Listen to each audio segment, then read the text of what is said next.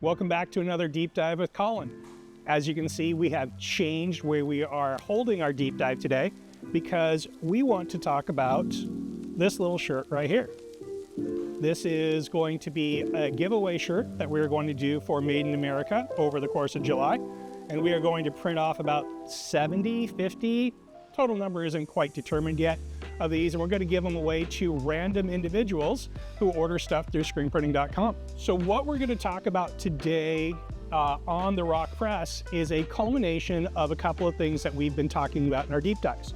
We've talked about Squeegee Durometer recently, and we've talked about functional off contact. So I'm going to have you guys follow me around as we go through the print order, what we're doing on each print head, and we're going to go through this in a relatively quick fashion. So let's jump in. So what we have here is the white base for the Made in America design. We have it on a 230 mesh, and we are using the standard Rock Squeegees, which is a 75 Durometer squeegee blade.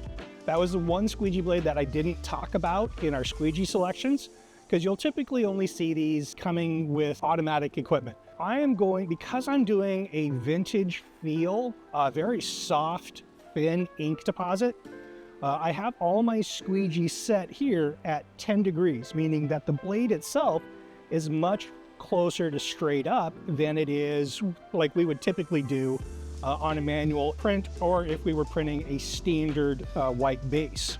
So I'm going to bring this platen over,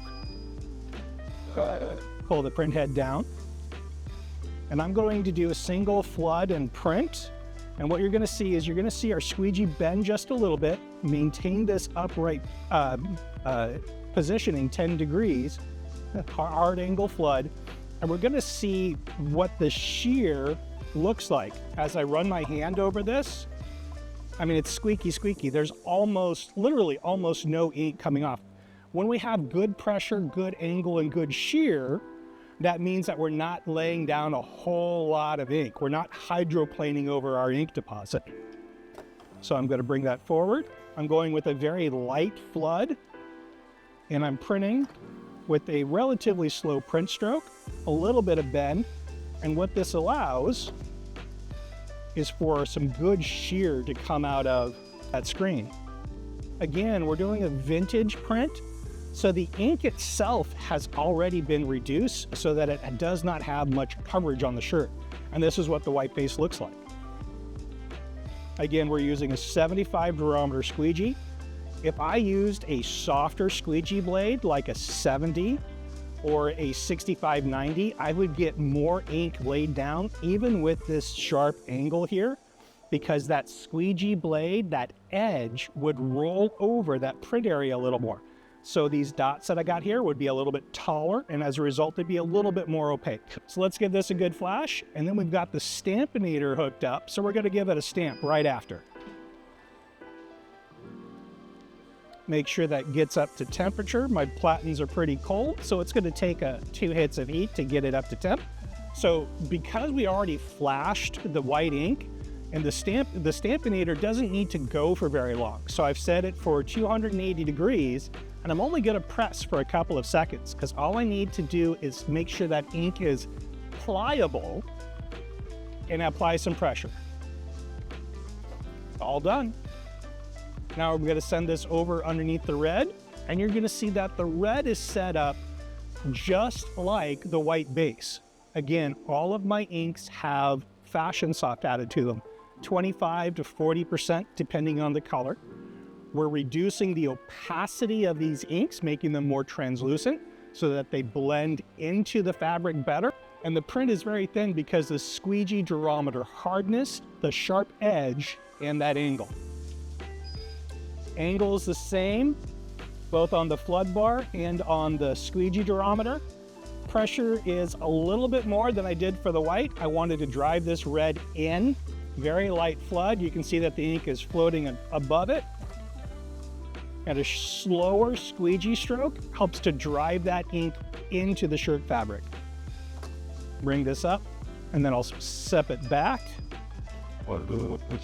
And with everything that I talked about for squeegee angle and pressure through a 305 mesh, that's exactly what we wanted to get. Reduced opacity ink blends in with the fabric really nicely, and once we come out at the end, looks like what you guys saw in the beginning. We're going to cycle over and we're going to print the blue. Again, the exact same squeegee angle, pressure, edge, sharpness, all the rest of it in between all my colors. Soft flood, medium print stroke, a little bend into the squeegee, slow speed to get that ink to dry into the shirt.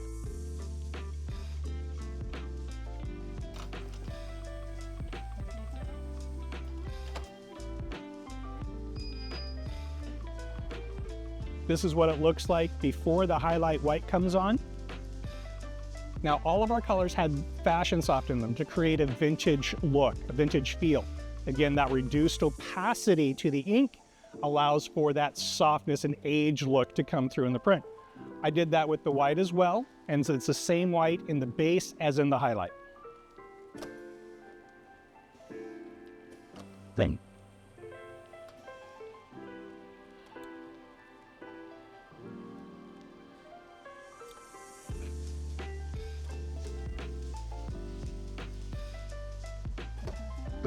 And as you can see, once that highlight white comes down through the wet on wet process, it helps to mute out color before it. And this is our final print. Now, this was me proofing the design to see if there was any changes I wanted to make to it. The only change that I want to make, because I'm a little bit of a geek, is I want to make this print a little taller. When I see the amount of space that I have left over between the edge of my squeegee blade and how much I have behind that screen for space for that flood bar and the squeegee to move to, I can fit in another 2 or 3 inches of height on this design. So I'll end up sending it up again. Now, when we were talking about functional off contact, you didn't get a very good visual understanding of what that looked like, just because of how the design was. You didn't have big open area that you could see shadows through. But all of my 305 screens are down at 20 newtons. So what I had to do was increase my off contact just a little bit to make sure that screen snapped off my platen a little bit better than it would have if I went with my standard off contact. So even me, I check my screens, I check the tension, and then I make adjustments as needed for the print that I'm going to do. I also knew that it wasn't going to be critical on this design to have high tension screens and make sure that my off contact was going to be really low, really clean, really dialed. It's not what this design needed. So we just talked about squeegee type, angles, pressures, functional off contact on the auto. I also have a design set up over here on the manual press in which I was testing out a multicolor design and I wanted to incorporate puff into it. So I have my screen over there with some puff on it, and through playing around with it, I realized I need to make some adjustments. But I also wanted to talk about my squeegee selections and what I did for off contact. So on the puff, I have my off contact here set, probably close to 1/4 of an inch. And I'm using a 65, 90, 65 squeegee. When I'm pulling that squeegee, I do use a fair amount of angle. I'm at about 45 degrees. And I'm going to do that, pull that squeegee 2-3 times. I have here my white base. This is on a 156 mesh. My off contact is lower than what I was doing on my 110. My 110 has a thicker stencil. So as a result, I need to get that screen up off of my platen a little higher in order to get that ink to fully clear the screen as well as I want. And again here, I'm using a 70 Durometer squeegee. I'm using bolt white.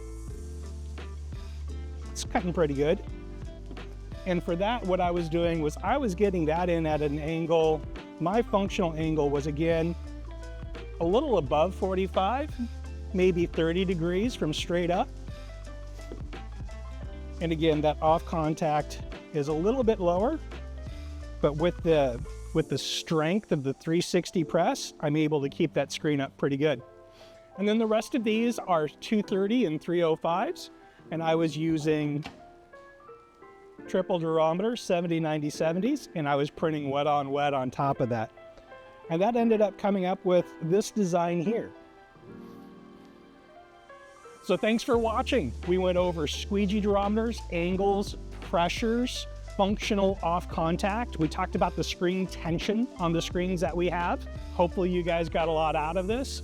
Thank you so much for commenting on the videos that we posted before. We really love engaging with each and every one of you and hearing the things that you guys want to hear and deep dive into. Thank you so much. As always, leave a message down below on anything you want to see. Let us know what the next topic is that you guys love to see, and we'll jump in. See you guys next time.